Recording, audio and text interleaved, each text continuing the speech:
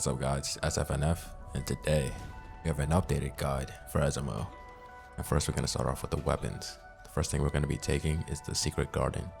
This has a unique effect where using a tech skill has a 50% chance to give a stack of firearm attack buff and skill power attack buff.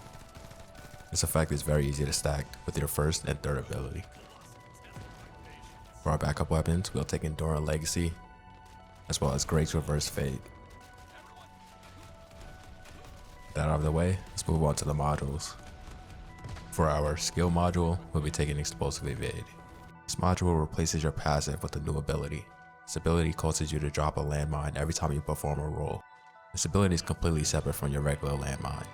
It does more damage and has a different cooldown. One thing important to note is your mines can only stay on the target for 8 seconds, regardless of how much skill duration mods you have.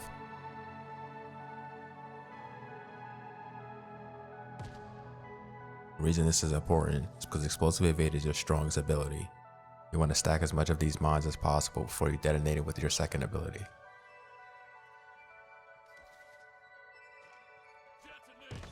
The ideal combo you want to use for the most consistent DPS is 2 Explosive Evades and 3 landmines. You can also throw in a time bomb since the animation is quick. Damage bonus you get from your detonation caps out at 5 bombs.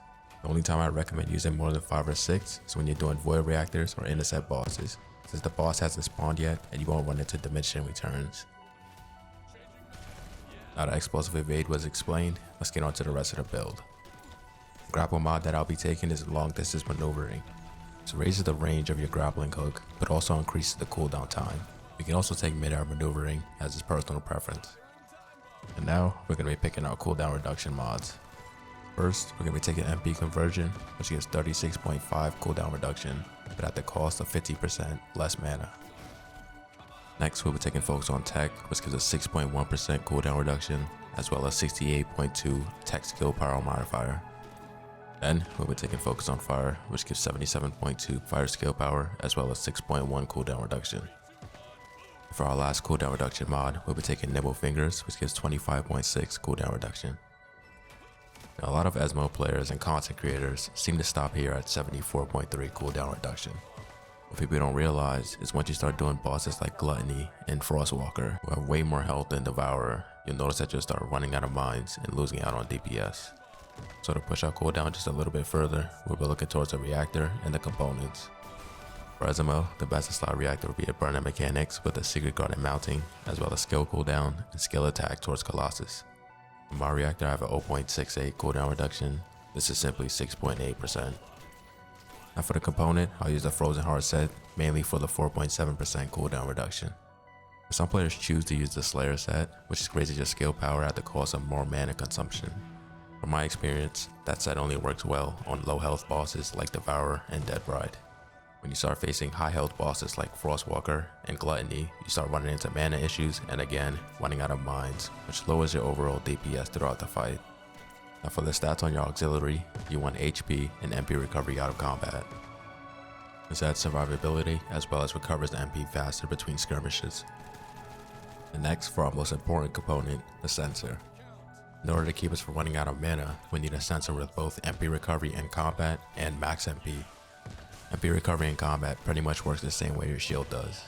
As long as you're not taking a hit, you can still recover MP and shield while dealing damage. Now for our memory, we'll want to get MP recovery modifier as well as defense.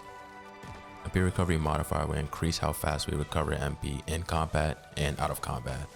It'll also increase the amount of MP we get when we pick up orbs. And for the processor, I went for max shield as well as shield recovery modifier, just to add a little bit of survivability. Now, back to the modules, we'll be taking Dangerous Ambush. This gives a 24.9% skill power buff while attacking an enemy that is not targeting you. While the enemy is immobilized, this changes to a 49.8% skill power buff.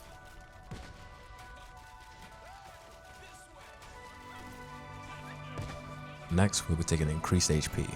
This will give us an additional 280% of our base health.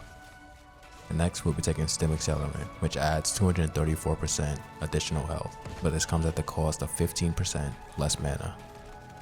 With these two mods, it should put you at roughly 15,000 HP, which is more than enough to tackle bosses like Gluttony and Frostwalker.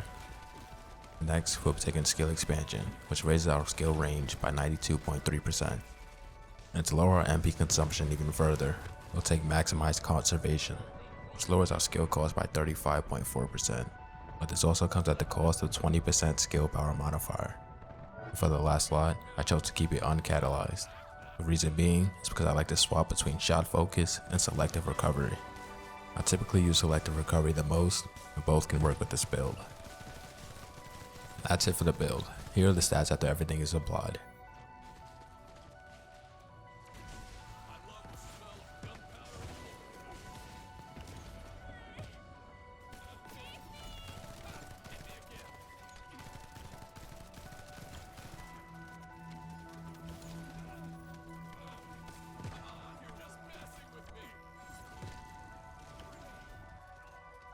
That's it for the build showcase.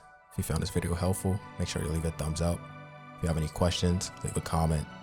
And now we're gonna end it off with some gameplay.